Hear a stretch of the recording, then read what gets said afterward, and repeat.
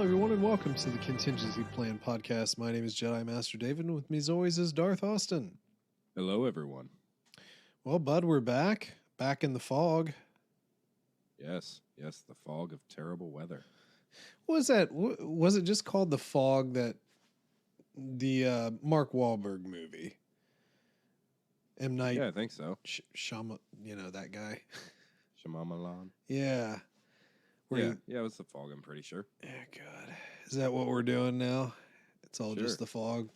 I'm going to be honest, it really didn't affect me that much today. It has been lately, but today, maybe I'm just so numb to feeling like crap. It's just like, it's just another day. Have you become so numb? I have. I really have. Getting down to my last resort. You can feel them there. Yeah. So much more aware. Yeah. Well, see you guys. Yep. Okay. Yep. So we are, still dealing with that fire thing down from Canada. Yeah. It's like what was it, 100? It got up to 175 today on the index. Is terrible air quality. Very bad. Very foggy morning. It sure was. I haven't really. I've been fine, but I have heard a lot of people complain. Well, when it was, honestly, I think this was more the onset of my bronchitis that caused me to be affected by it so much. But when this first started, it was killer. Yeah, but it's gotten better for me. I know a lot of people are still suffering for it, so sorry to you guys. Hopefully tomorrow's better as we move slowly into the 4th of July weekend. Yep. Yeah, we are getting close to that. Man, time just, it flies, doesn't it? Flies when you're having fun. I don't know about fun, but it's been a very quick year. Sure has. It feels like a very low accomplishment kind of year, even though I suppose a lot's happened this year, but just doesn't seem like a lot to me right now. Well, sometimes you got to stop and smell the roses a little bit. Yeah, and I've been kind of lacking in that lately. A little bit too much work, a little bit too much projects and everything. So keep saying one of these days I'm going to finally take a break. Although I get 4 days off for the 4th of July, so I'm going to not spend them all getting chores done. I'm actually going to rest a little. So looking forward to that. Lazy. Yeah, I am. I'm going to rest. I am. Self-care. Oh, my goodness. Go see a therapist. No, that's actually pretty good for most people. So, what, therapy or self-care? Neither. Neither. Internalizing it until it just blows up in your face. Well, God knows that's our family's way. Wow. And all the men in our family seem really happy. So yeah, we're very, very happy men. Oh boy.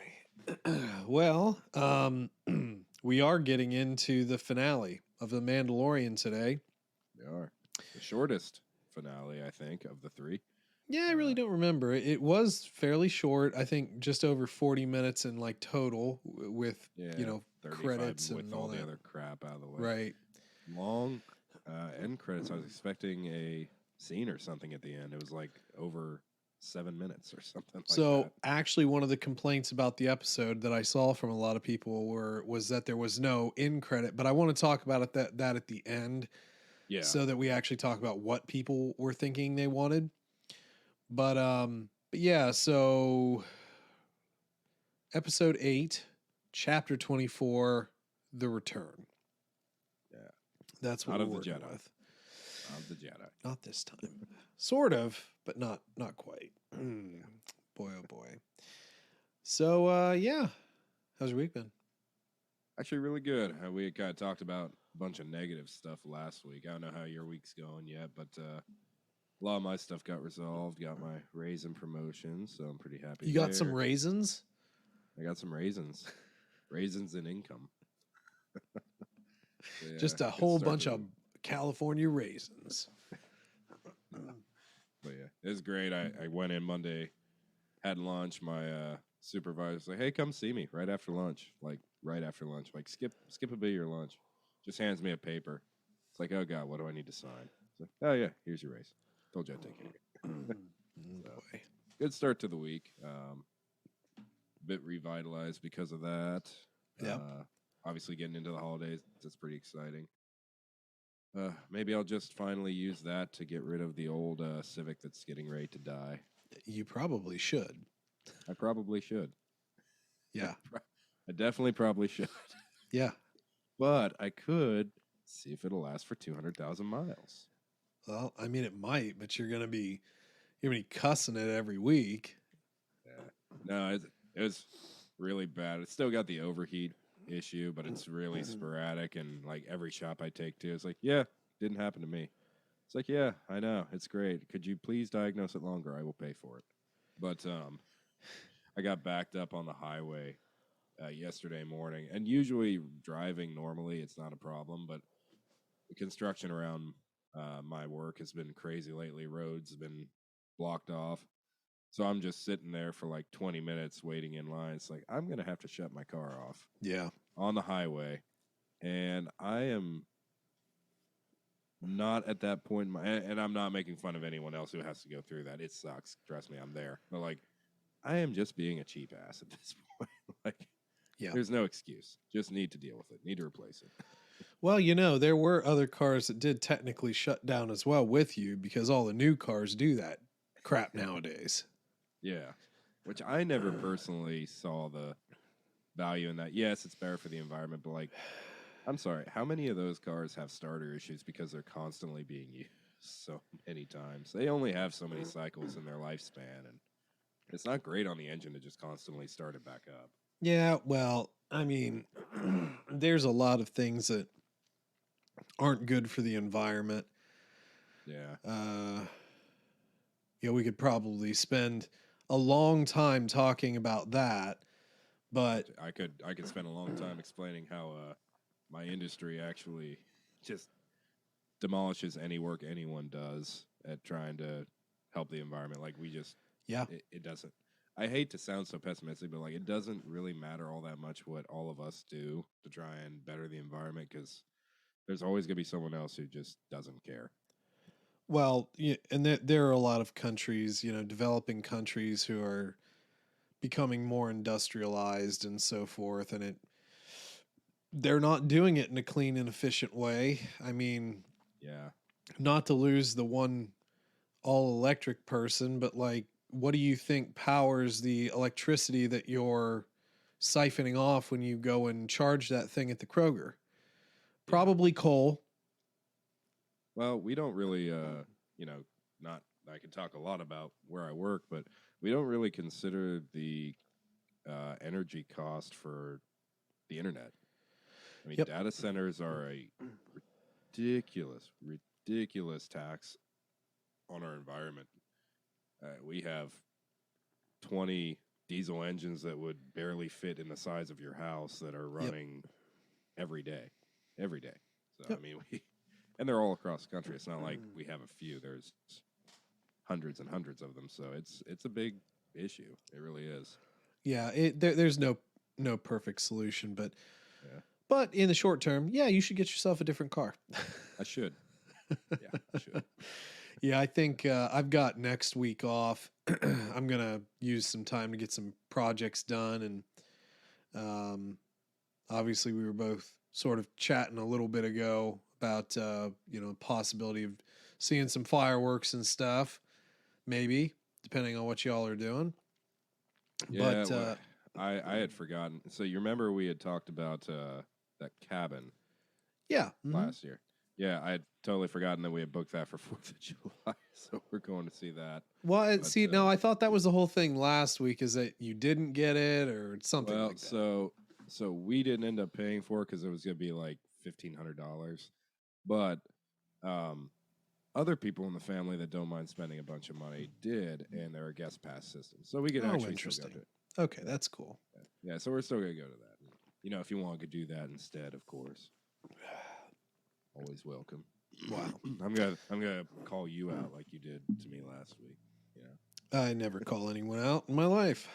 Sure you do. But yeah, I think we're gonna maybe go down and look at some vehicles for for Ashley. She was, she kind of needs a new car herself. So, yeah, I'm definitely at that point where I'm looking. I just don't want to, with doing the home loan and everything. I really don't want to mess with that at all for right now. We're considering looking at very low end newer cars instead, just to not deal with the headache anymore. I'm not sure if I'm really into that yet. I put a lot of miles on my car every day, so I hate the idea of just destroying something every day. Well, yeah, I mean that's the kind of thing where you do need a good reliable car, but then you need like a reliable driver too. Yeah. That there's always a trade-off, but usually in that range of like 6-7 year old vehicle, you can usually find some really good stuff in there. It just depends on the price, but anyway. Which, thank goodness, is going down. Yeah, in some cases, absolutely. Absolutely. Yeah. Starting to find some like 8 or 9 year old vehicles around my area with less than 100,000 for like $6,000. It's like, my God, people have sanity again. Things actually make sense. It's well, great. You're gonna have to point these out because I might just get one of those. Well, it's I don't know if you're a fan of Mazda or not, but it's in the bowling alley in my town. It's just like a little Mazda 3, I think. So very small, pretty similar to the Civic. Not a great upgrade, but it's also a 2013 versus a 2001. Absolutely, yeah. With 100,000 less miles. I don't know. Is Mazda even in business anymore? Yeah. They're not very popular anymore. I know. I mean, they've kind of fallen off. Well, those Mazda 3s were popular. Yeah, they were. Yeah. Nothing great to talk. I'd prefer like finding a Camry or something. That's more absolutely a car that I'd like. Which coincidentally, I think there's one right down the road from me, but it's pretty new. So we'll see. I'm gonna go look at that tomorrow. And if I don't get it, I'll force our dad to get it because he needs an upgrade as well. Good deal. Absolutely. Well, short of the bourbon of the week thing, are we moving on? Yeah. Oh, and now just for the tens of people who are going to be excited about from this podcast, we do have some solid candidates for some guest hosts, potentially another third host. So we're going to have a bigger podcast out of this. I think it's going to be pretty exciting. I think between you and I, we probably have 7-8 people that might hop on. So it's going to be for Star Wars. No, for bourbon. the unnamed, unchanneled, undesigned, unthought of, but possibly some other people joining. It's going to happen by maybe the end of the year. You never know. Excellent. Yeah. You just have to wait and find out.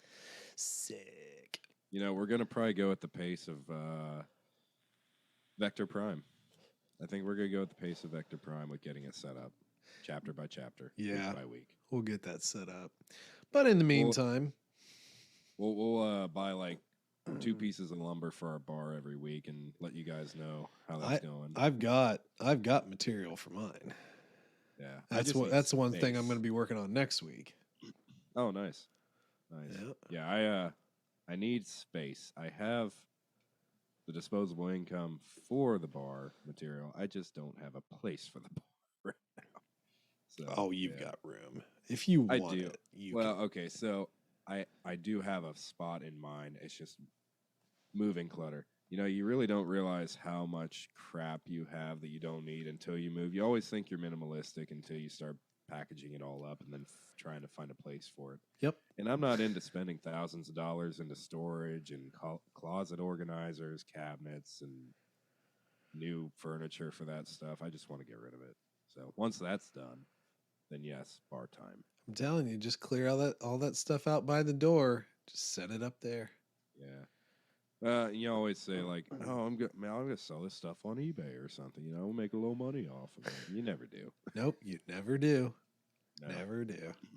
And the opportunity cost, the time it takes to actually do it, it's really just not worth it unless you've got some really rare stuff. Oh, yeah, 100%. Best just take it to donation. Very true. Well, there'll be more on that eventually, but for now, we've got the finale. of Yes, Mandalorian. the return. Not of the Jedi, but the return. So, we kind of start where we left off. We've got old Axe Wolf just flying through space, which is one Is thing this our first time seeing a Mandalorian flying through space? Yeah, and this I think was actually something I was I brought up in the very beginning. It's like there is something that I want to talk about when we get to it. This is it. This just seems so ridiculous to me. Which part? The fact that most of his fabric clothes wouldn't protect him from the cold of space? Yeah. Or the helmets that don't actually seal around the neck tight enough. They would have to like crush your neck. Yep. To actually seal tight enough to protect you from that. Yep. Or just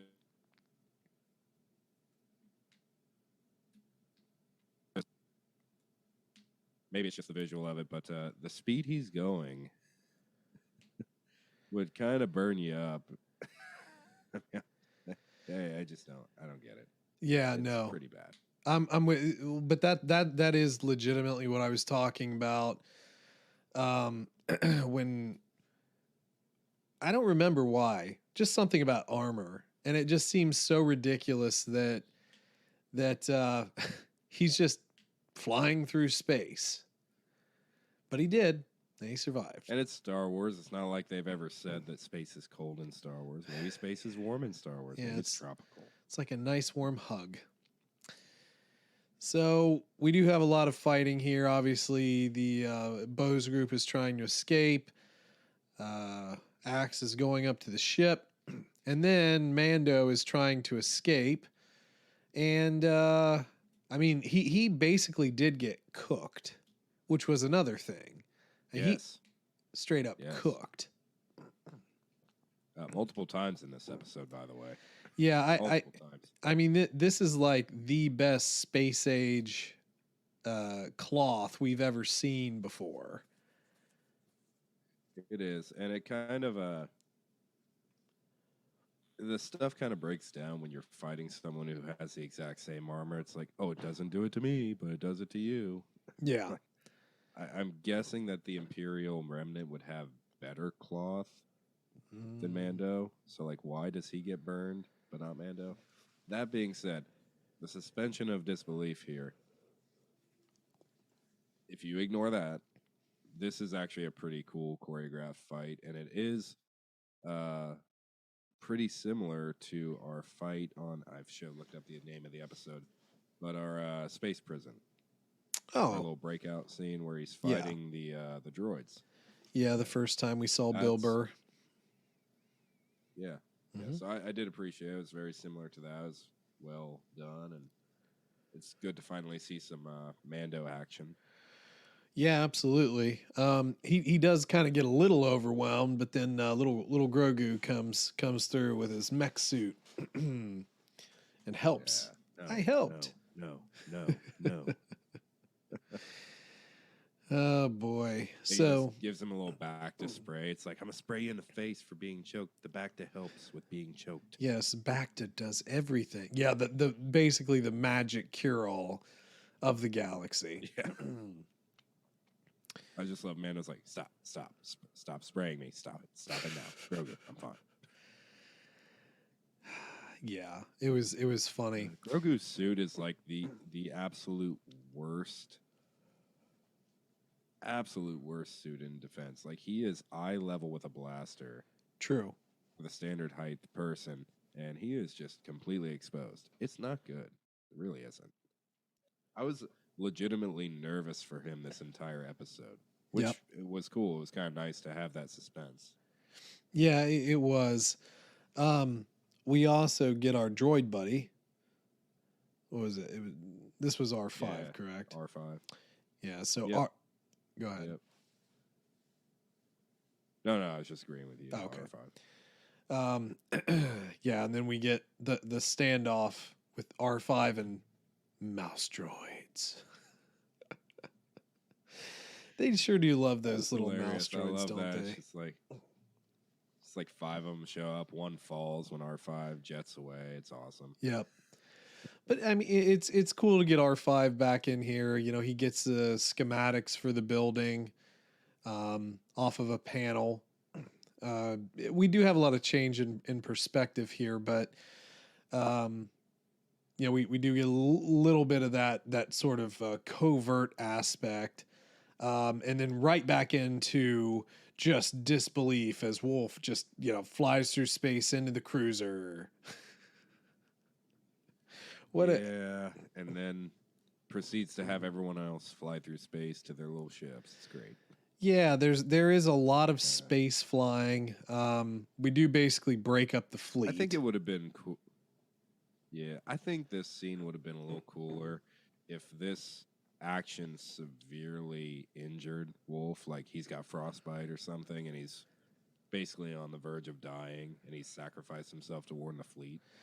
Yeah, I want to talk. Yeah, I want to talk about that a little bit too, but just for the narrative, I mean, everybody does get on their respective ships. They're going down as the TIE fighters are coming up. I did like this view as all the Mandalorian ships are going into the clouds.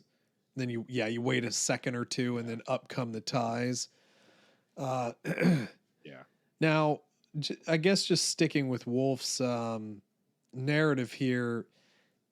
He's trying to fight off the TIEs. One person left in the ship, and he's basically crashing the ship. He's doing like a kamikaze run. I'm not gonna lie. I don't think Wolf is like that big of a character that you can't have a meaningful sacrifice. I don't really understand how he survived or why he survived any of this. Yeah, kind of ruins it a little bit, honestly. A little bit. More than a little bit, really, if we're being honest. Like, I don't know where you're going to go from here with the character. Yes, he's had his redemption arc. Yes, he's potentially going to be a changed character, but, sometimes redemption arcs require ultimate sacrifice, and I think this was one of them. Well, we had the sacrifice of Paz Vizsla in the last episode, which was great, really well done, impactful. Yeah. But we have to, for some reason, keep Wolf, and it's like the thing is like I have no problem with the character, but it would have meant a lot, I think, if he would have sacrificed, as well. Just wasn't the key, or wasn't what they wanted to do.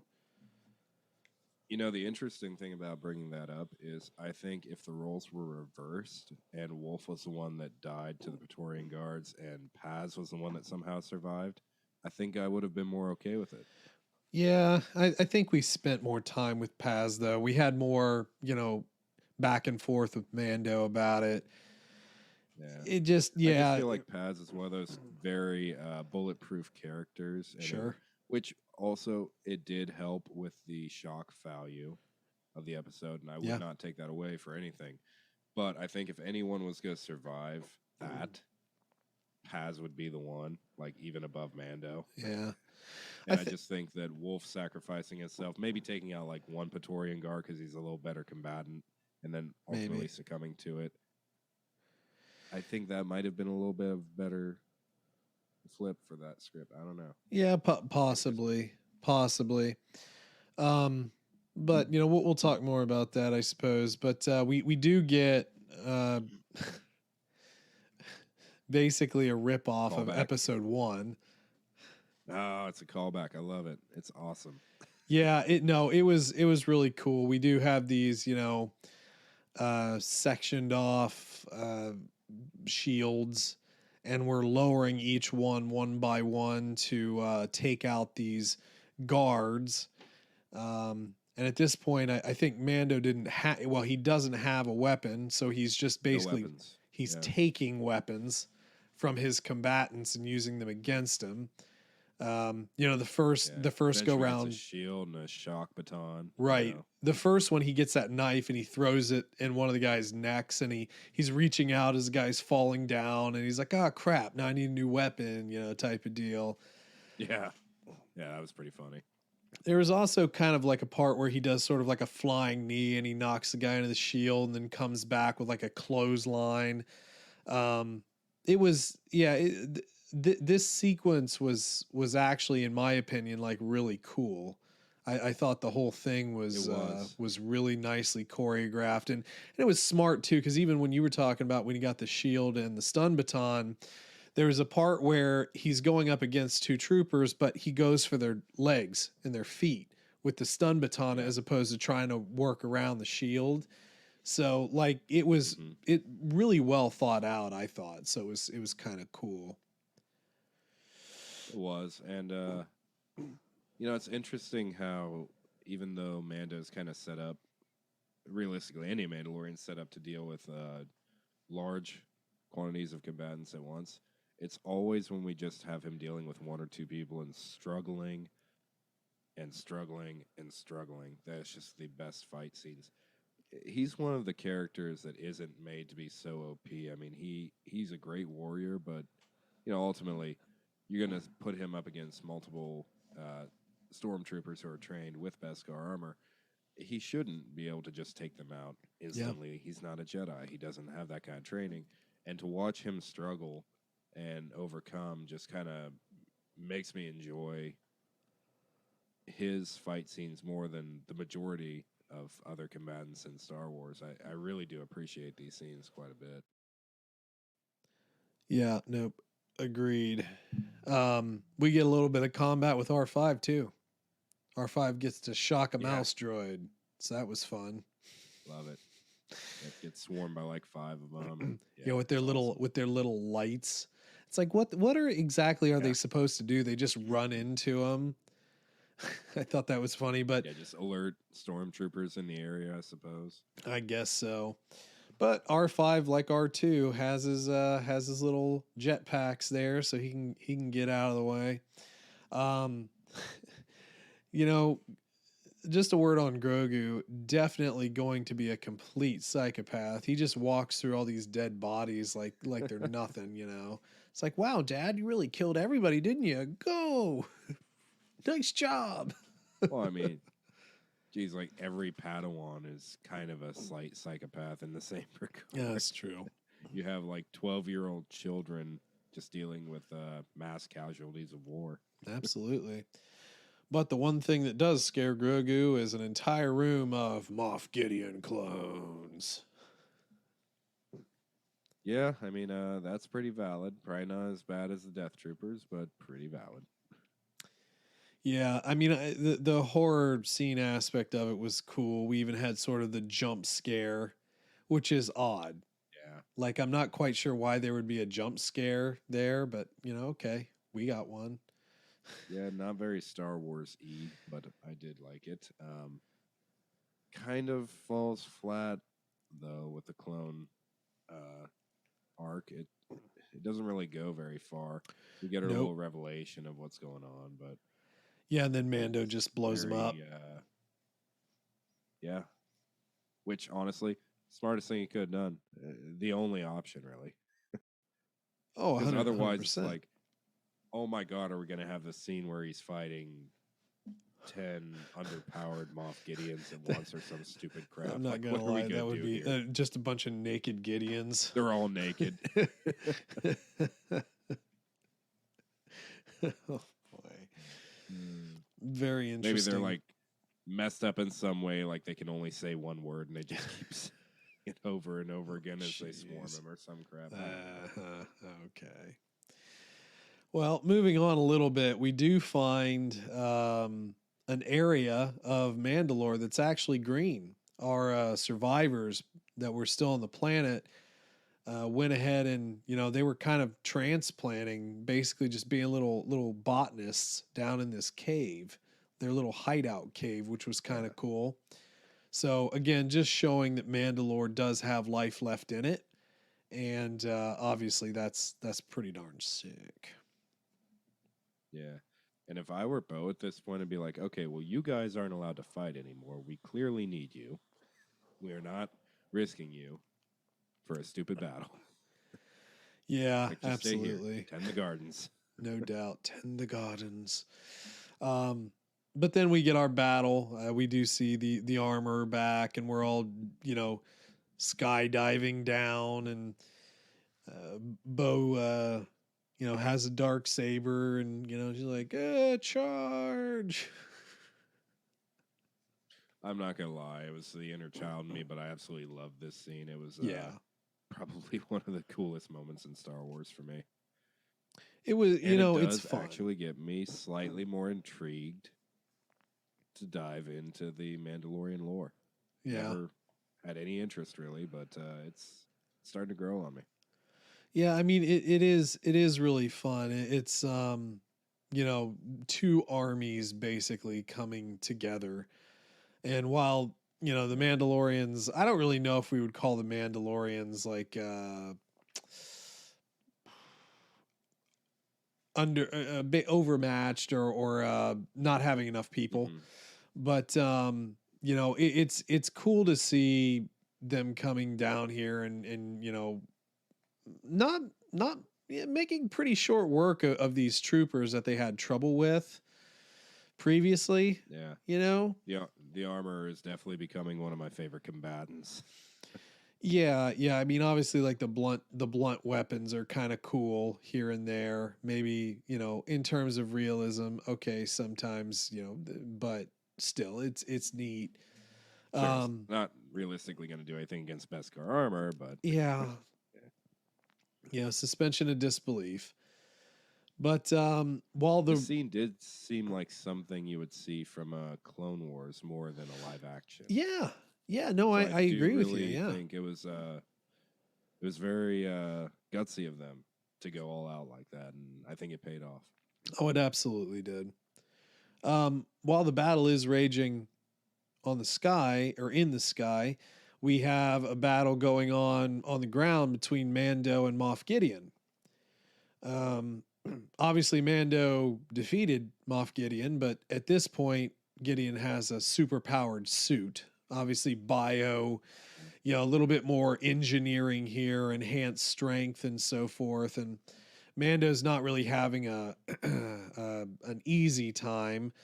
But of course, it has to get worse by incorporating our Praetorian guards too, because we have to have that villain exposition dump. Yeah. And before we get too far ahead, obviously, it's not a huge plot point, but we kind of get into the cloning aspect and Gideon's plans. So it's kind of something we already knew, but Gideon's ultimate goal was to clone himself with the ability to use the Force. Yes. Which is why he was so obsessed with Grogu. Yeah, and I mean that obviously that does make sense. It's an interesting end game. I don't know how well that would work, but okay. It doesn't tie into the sequel trilogy as much as we initially thought in season 2, which I'm perfectly fine with, honestly. Yep. I'm good with this just being self-contained and Gideon being a self-loving psychopath who wants to turn himself into an army. Well, I mean, he is the the quintessential just Empire archetype. They are out for themselves. Yeah. But as Mando's getting attacked here, Grogu in his IG suit, he's no. He's a brave little. Like, no, go get away. He's a brave little guy, and just some of the animatronics of this suit, just the way the arms are kind of moving, almost like a scared child, because Grogu doesn't understand how to work this suit at all. Mm-hmm. But I mean, I guess if he did, he probably might have stood a little bit like a different chance, perhaps. Yeah. But I think the potential of that suit would never stand up to 3 Praetorian guards, but no. He could have definitely had a little more training. Yeah, absolutely. I mean, these assassin droids, I mean, these IG units are, have always been pretty renowned for, the programming and their ability and so forth. So the deal is like, with a full-on programmed IG unit, that's pretty dangerous. That's a killer. Yeah. But, again, realistically, this is a mech. Jedi or Mandalorian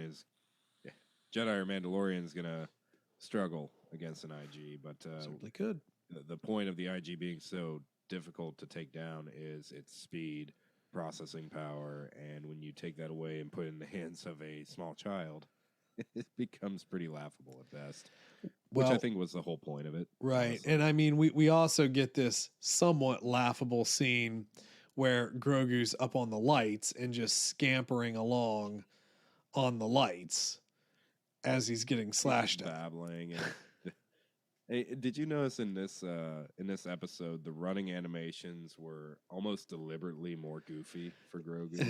I loved it, but it was very deliberate. Yeah, and I mean, granted, I think the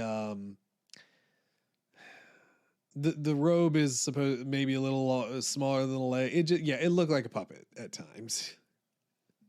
Yeah, and oh, by the way, Mando gets cooked again, and it's fine. Dude, Mando gets pretty destroyed in this particular battle, unfortunately. Yeah. But he's also trying to go get Grogu, so he's leaving himself open to attack.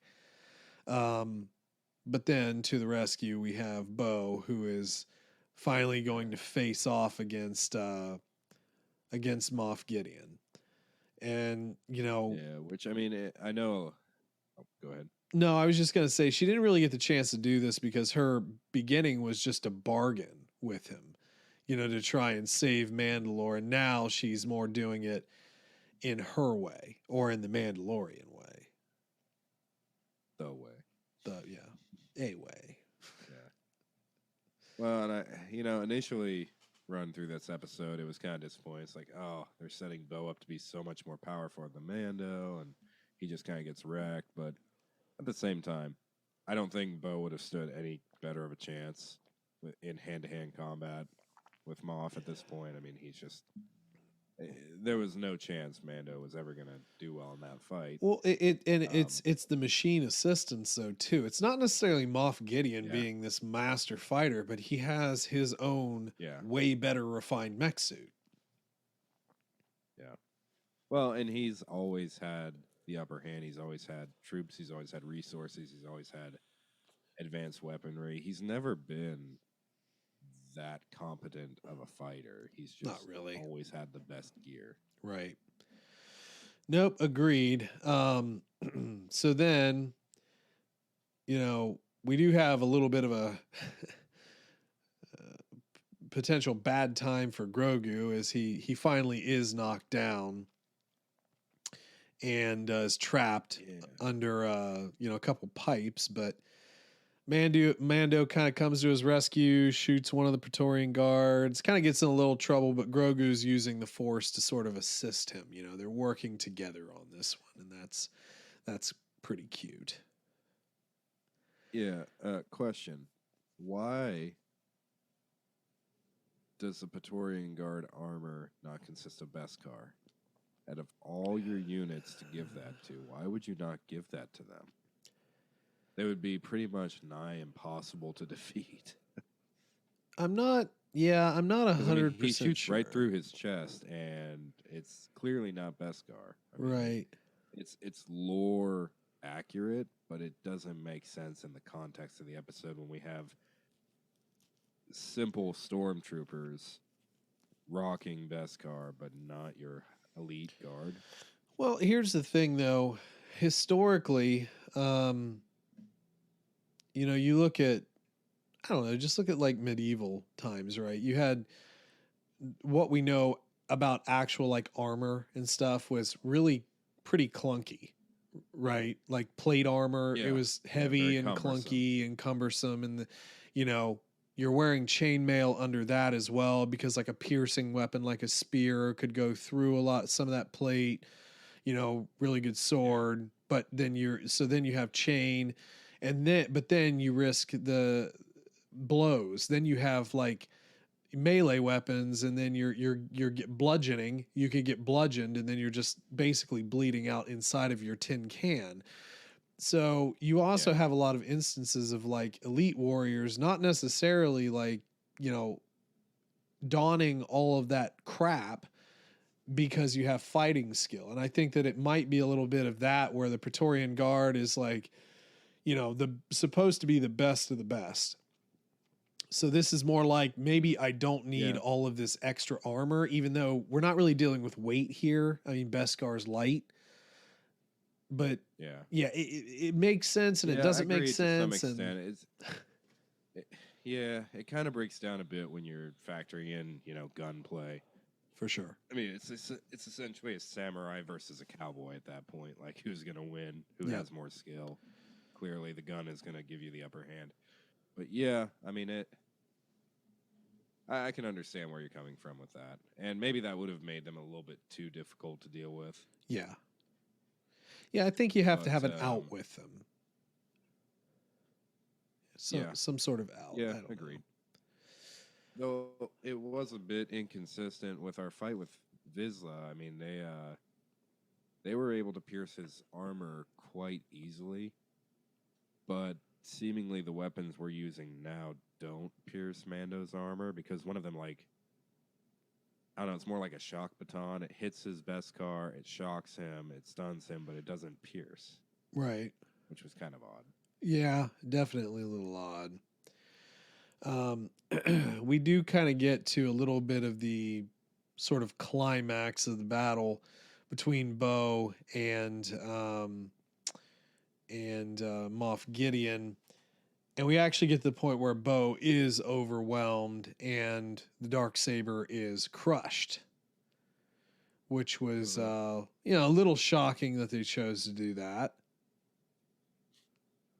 Yeah, I mean, this is now canon, and that's interesting route to go.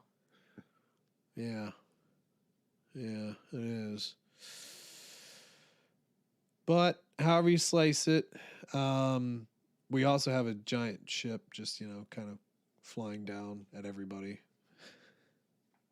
That's a thing. Yeah. Evacuate quickly because we have like 5 seconds before I ram into the base. Yeah, exactly. It was a really cool visual, though. The whole visual of the ship coming crashing down, and boy, oh boy, did he direct that thing pretty much perfectly.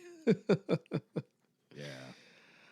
And I guess we didn't really talk about it in our sort of Mandalorian, just general sky battle. We did use a lot of more of the Mandalorian weaponry. We saw like Bo have the knee rockets. We're using the the shield. There was even a part here where both Bo and Grogu were kind of running at Moff Gideon, and she's deflecting blows with her shields. And then, did you notice the Grogu force slide, by the way? Doing a little Leia slide there? Yes, that was awesome. And love that. Yeah. We have this little part where Grogu just throws his weapon off the platform. He's getting ready to shoot Grogu, and Mando comes to save the day. It's a great synergy between the three characters. It is really awesome. It's cool, yeah. I mean, the teamwork aspect of things is really neat. And then, I think it's a very sweet scene here, albeit violent, when we finally get the explosion because Mando and and Grogu are right there. They're done. They're cooked.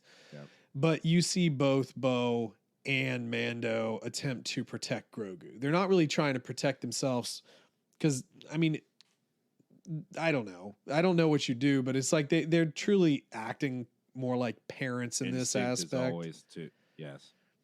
Yeah. Well, that's one interesting thing I kind of wanted to touch on. We had moments that were pretty touching between Bo and Mando, but we never really had a romance between them. Yeah. But in this moment, it does feel like they're becoming a family unit, which was kind of cool. Her protective instincts towards Grogu are really cool to see. Yeah, it is. And, I mean, I don't know. It's not, I guess it's what I would expect in a way, but at the same token, it's also, yeah, it does feel a little bit more like the family thing, which is cool. It's neat. Yeah. But then we find out that they didn't really need to do anything about it because Grogu created a force bubble. Yes, a force bubble. Interesting how a force bubble makes things so much easier in a story. And it wouldn't have helped anyone in the High Republic at all. Yeah. Yep. Yeah, we both remember that where we could not even keep together a bubble. Good job. Good job, Even High it's Republic. amazing how a youngling, not even a Padawan at that point, is able to keep up a force bubble, but not a grandmaster, not grandmaster, but a master No, I think in the Renaissance period of the Jedi era. yeah, no, absolutely. It's annoying, but it is proving like how powerful Grogu is within the Force, and he's not passing out now Yeah, either, like he did like with our sort of like he just Rhino quick. Beast. Yeah, but he just quickly like sits down, which I thought was Yeah, really cute.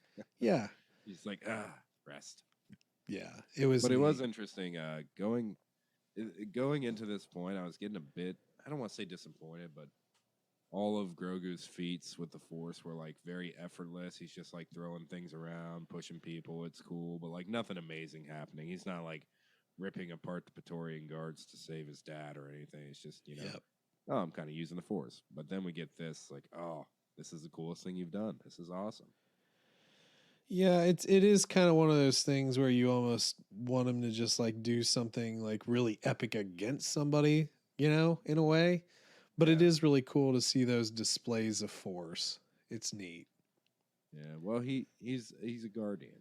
He's Yeah. Yeah, he is. he's a defensive Force user. Blue saber. His power latency is definitely always activated when he needs to protect somebody.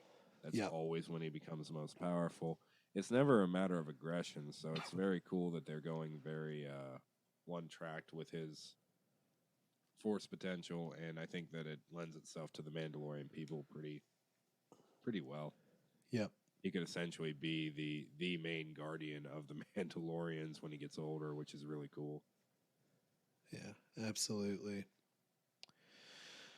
Well, then we start to move into the sort of end of the end here.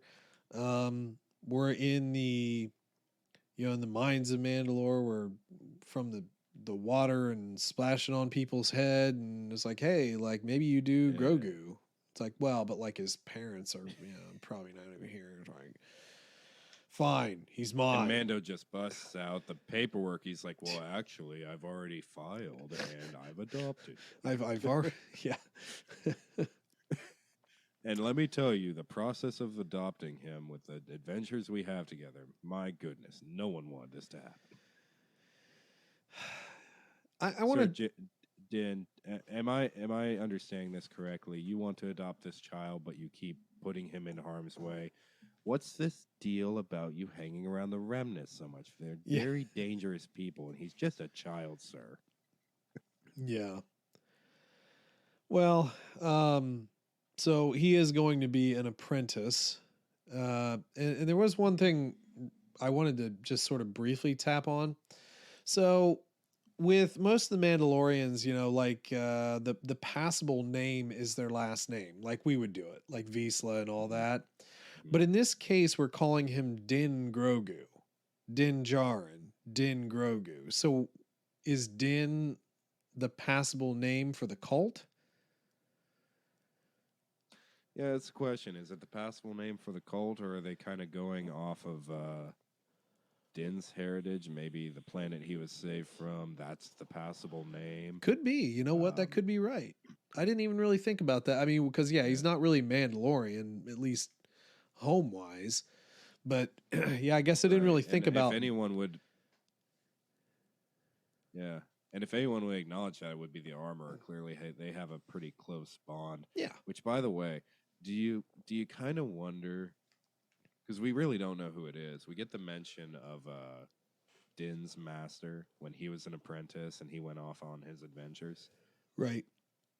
I think it'd be kind of cool if it was the armor all along and she was his master. Because they always have had a very close relationship, even though she's a very...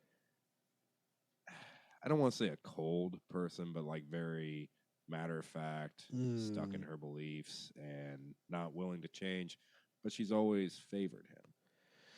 Yeah, you know what? You're kind of right there. It does sort of feel like that in a way. It kind of makes you wonder. It does make you wonder a little bit. Yeah, hopefully, I would love to get a comic book series. Um, Young Kind of just Din. a very brief, maybe like a 5-part series, just going through Din's childhood, his apprenticeship, and everything. I think that would be awesome. Yeah, I think it actually would be kind of neat. But will they do it? I don't know. But what they will do is relight the forge. Yeah, the Forge, but we don't make anything because that would have been too awesome. Well, we're Seriously, wrapping. shouldn't Grogu have gotten something for that? Like he's an apprentice now. Oh, Gotta give him jeez. something. Nah. We got to wrap everything up. Don't get too crazy here, okay? We got to wrap stuff up. It's I not enough guess. I time. guess. Um. Yeah, not enough Anyway. time in our 40-minute episode, even though we've had some that are almost an hour. Yep. Well, past that, we do go meet back up with our pilot, our Resistance pilot here in the Resistance bar, and Well, hold on, we're not talking about we're not going to talk about the giant creature. We're not going to talk about the oh mythical. yeah, we probably no, that's a good call out. Not a not a huge part of the scene, but it was interesting to me that the reason we kind of go down and witness the creature is because Grogu's looking into the living waters. Hmm. And I think it would be pretty epic if Grogu had an affinity towards beast mastery. Yeah, I mean it at least judging by that, and I don't know, it's kind of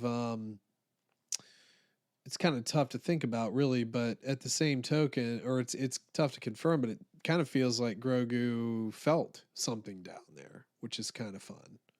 Yeah, yeah, that would be awesome. Little Grogu on a mythosaur. I mean, come on, let's do it. Yeah. That'd be Well, awesome. yeah, little Grogu just riding the mythosaur around. That'd be pretty cool. I'd get down with that. Yeah, Oh just man. giggling the whole time as it's destroying everything. Yeah, exactly. God, yeah, that would be an interesting little thing to have going on there. But anyway, we do move on to our bar. Mando kind of strikes a little bit of a deal here. It's like, hey, we'll kind of like I'll kind of look after the outer rim. You do your thing, but there'll be somebody out here trying to watch as Grogu's just eating all the bar snacks. I love how it's right after Carson's like, let me buy you a drink. And Grogu jumps up at the bar. It's like, well, I'll take his drink if he's not going to. I'll drink. What do you have for me? I'm an apprentice now. Yeah, I need a drink. I've killed people. I've seen some shit. I've seen some things. I know what's out there. And then we also do have that suit. Yeah, well, we do have that IG, parts. I guess just maybe the head there that apparently they want for some reason. So we're gonna get IG's head. Maybe that's fine. We need another mech suit, right? Well, come on. We know the reason. It's the one part we couldn't find of IG. No, I know. We finally fulfilled that random side quest in Skyrim. Yes. And the other side quest is that we activate our Radiant quests with Mando just being like, I'll just kind of not work for the New Republic. It's fine. Yeah. I'm an independent contractor. Exactly. You'll pay me directly somehow. Explain to me how that works.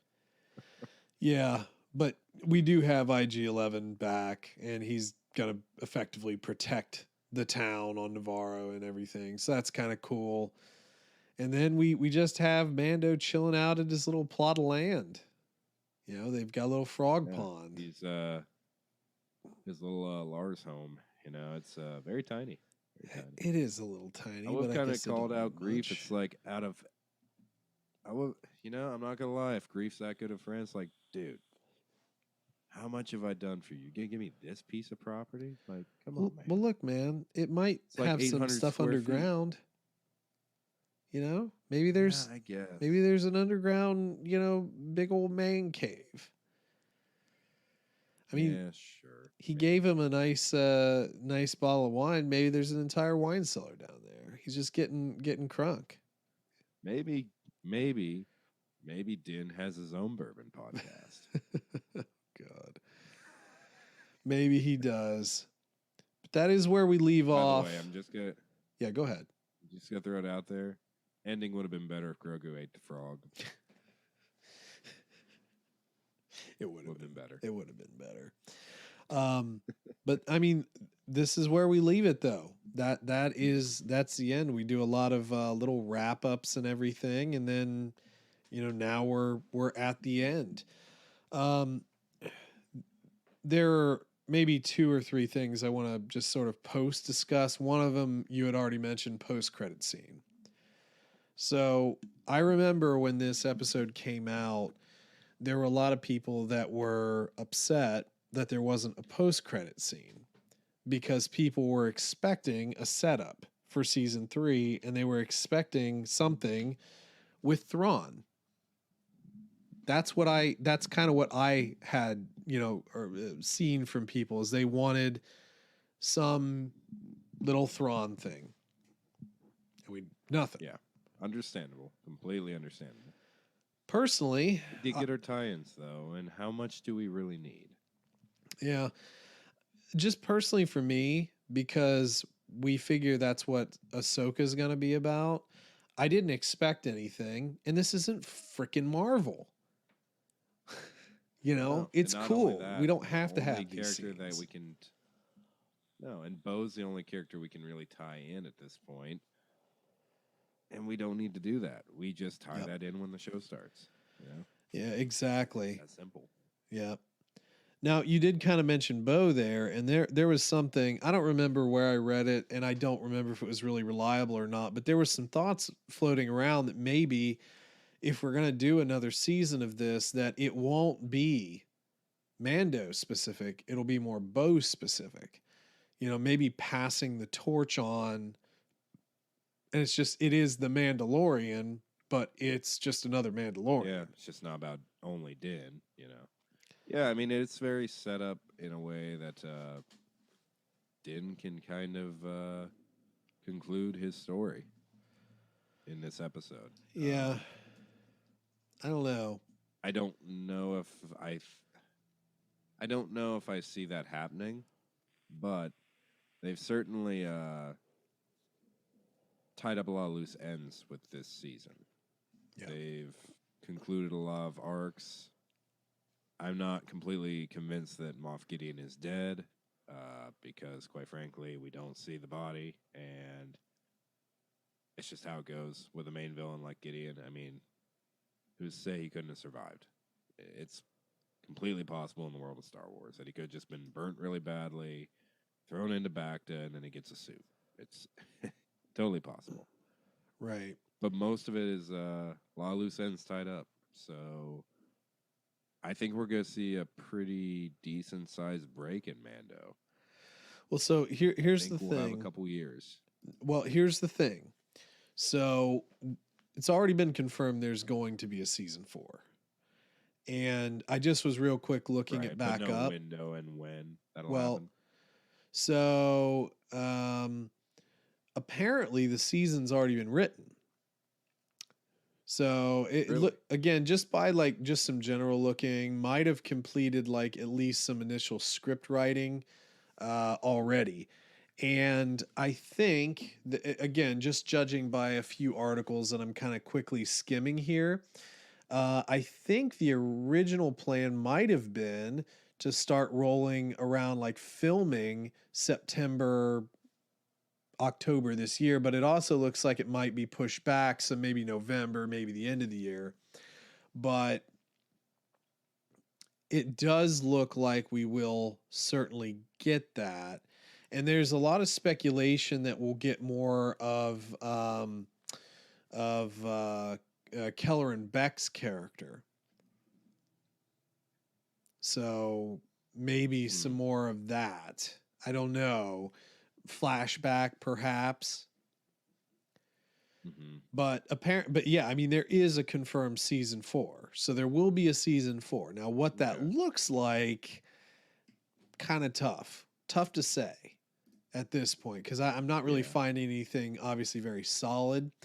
But I guess I wanted to relay back to this initial thing when we're talking about like, would maybe another season be less Mando, more Bo? Because part of the article that I read, and I don't know, again, I don't really remember where I found that at, but the feeling was is that maybe it was more on Pedro Pascal, where he's like, yeah, maybe it's just time to like move on. Cause like he's pretty in demand right now. He's been doing a lot of different, different pieces of media. Yeah, Last of Us is going to wrap up for him in the next season, obviously, but there's still a lot for him to do. I mean, there's a lot of demand, like you said. He's a pretty hot actor at this point. So, well, and the thing there's is, a chance they might just. Yeah. No, I'm listening. No, the thing is he's not really even there every time. He's not under the suit actor all the time. He is sometimes, but not like all the time. So, well, and we didn't even see his face this season. So, I mean, correct. That could be because obviously with Last of Us being around the same time, I'm sure his schedule was pretty crazy. But yeah, it is interesting how little we saw of him in this episode, in this series. Yep. Season. So I think that either we pass the torch in the next season, or he doubles down and we start removing the helmet more often. Absolutely. You know, if he's going to be around Bo more, it's going to be more acceptable for him to do that. And the armor is kind of opening up the idea of that, because she's essentially saying, well, if we're going to be one Mandalore, we need to learn to live together. And maybe Din decides that that's not his way. Yeah, absolutely. Now, one thing we also have to bear in mind, too, is that there is still a current writer's strike. So you can't move forward with a lot of this kind of stuff because that's going on. It does halt a lot of television. So just again, quick skimming, looks like maybe like fall 2024 is at like the maybe the earliest we're going to start seeing another Mandalorian. So we got a little while until that comes back. But a lot of speculations out there. We'll kind of see what it looks like, but I would be cool if we just got back to a, bounty hunter stuff, like protecting and serving the galaxy. I think that that's still a cool line of story you could do. It is. I don't know why, but this is stupid, I know, but I was thinking the only thing that would have made the episode better is, and it couldn't happen, I know this is going to piss some people off because there's still people who don't like her, if Gina Carano's character just randomly shows back up. It's like, hey, we figured everything out, got hired back on, and part of the adventure is again, so we're going to get back to basics from season 1. I don't know. I think that would be a cool rotation where we just kind of get back to the basic mercenary stuff, a little bit more adventuring, and you get your cast of characters. But I don't know. There's a lot of directions they can go with it, so we'll have to wait and see. Agreed. Agreed. And we will indeed see at some point. But hey, down the road, we will definitely see more of here soon. Just a fair reminder for everyone before we get into our review. We are coming up on Ahsoka. That is less than a month away. Pretty exciting. It sure is. Seems like that has been. Seems like we've been waiting forever for that too. So I I'm know. very hopeful yet skeptical of it, because there's been a lot of hype, a lot of setup, and one of our favorite parts of Star Wars is kind of on the line with this series, so it's very important they get it right. Yep. Agreed. It'll be very interesting to see what we do with that. And I mean, honestly, we have so much backlogged crap that we haven't even started on. We still have a lot that can be talked about, but it will certainly be interesting to see once we get there, and we'll get there when we get there. right. Yeah. Well, man, anything else you want to talk about before we go ahead and just get into a rating? Now I'm ready to get into it. Let's go. Sick. Rate it and tell everybody why. So, man, I wish I would have watched the other two finales again before watching this, just to kind of compare them both. Obviously, I'm just gonna start it with this. You can't beat Luke. There's no Sure. episode that's ever gonna beat that for me. It's pinnacle. So it's never gonna be the highest one, and I don't remember my ranking for that, so we're not even gonna get into that. But I did have a few issues with this episode. The choreography was really well done, but the lack of realism in some of the fight scenes. I'm sorry, maybe I'm being picky, but we had already kind of touched on it. The flamethrowers. I kind of had an issue with the flamethrowers in this episode. They were very inconsistent. If nobody was affected by them, I'd be okay with it. When two people seemingly having the same set of armor are affected drastically different by it, I do kind of have an issue with it. So that was kind of a blemish on it. Honestly, that's probably my biggest issue with the entire episode. The fights were really cool. We had some knockout, drag out brawls between Mando and a couple of stormtroopers a couple times. Very reminiscent of our prison episode, and I really liked that. We had some neat scenes with Grogu, getting to play with our mech suit again. That was entertaining. The fights with Bo's crew were epic. They were awesome.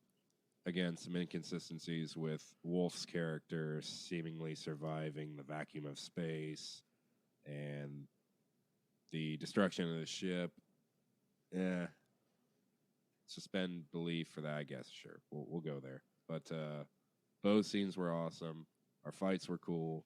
This episode seemed like something that would have fit perfectly in an episode of Clone Wars or Rebels, which I really liked, because that's something that we really don't see to scale in live action very often in Star Wars.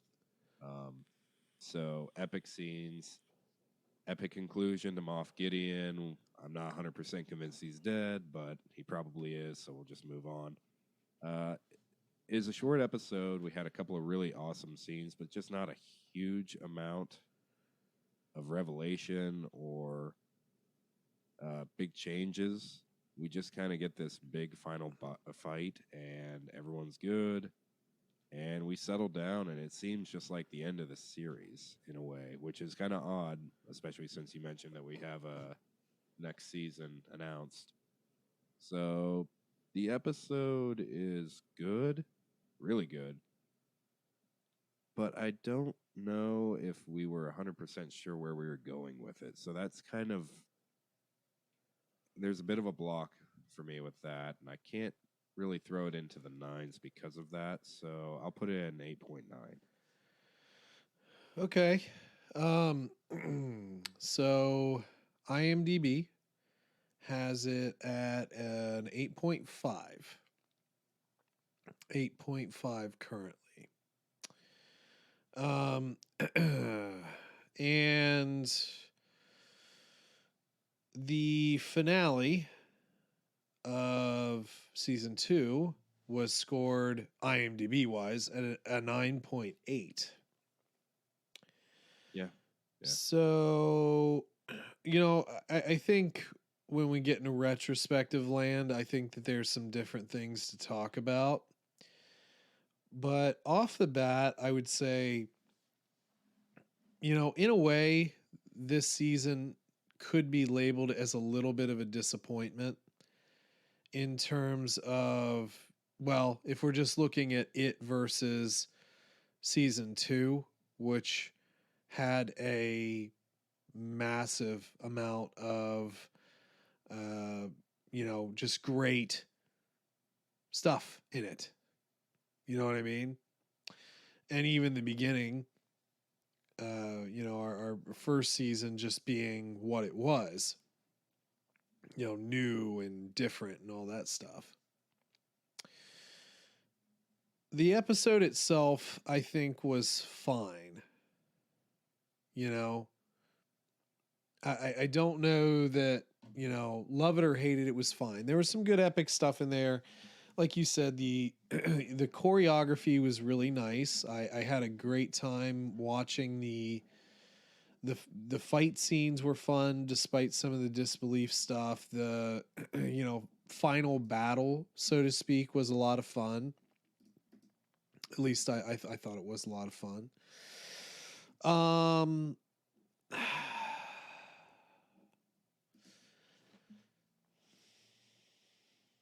Final confrontation with Gideon was good. The Grogu force bubble was nice. Neatly wrapped up at the end, so you could totally just shut this down now. But I don't know if I necessarily had like the warm and fuzzies about it as much. Still, a really, really good episode in comparison to some of the other ones we've seen this season. But it's, you'd mentioned Clone Wars. This just feels like a really good episode of Clone Wars, but not like a great episode of Clone Wars. Mm-hmm. And for that, I don't know. We really should write this down like professionals. I don't think we've rated anything at a 9 this season, have we? I think we had one episode we rated a 9. Did we? Maybe. I don't know. Okay. Maybe we put it close to an 8.9 like I did. I don't know. I'd have to double check. Well, nobody else has. Nobody else has. Yeah. And, that kind of sucks because I don't know. It's different. It's not bad. There was a lot to like here. There was a lot to like in this episode, but in terms of like setting up a next season or being revolutionary, it wasn't really. It wasn't. It was good. It was a very good, solid episode. Probably better. Was it the best of the season? Maybe.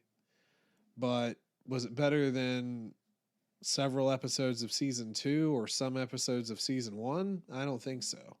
And that's tough. Your finale is when you're really supposed to punch us.